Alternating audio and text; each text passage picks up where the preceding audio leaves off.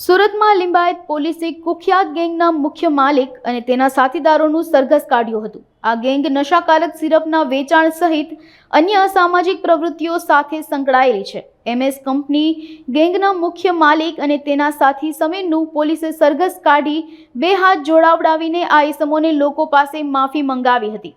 આ ગેંગનો લોકોને ખોફ દૂર કરવા પોલીસ દ્વારા એક અનોખો પ્રયાસ કરવામાં આવ્યો હતો।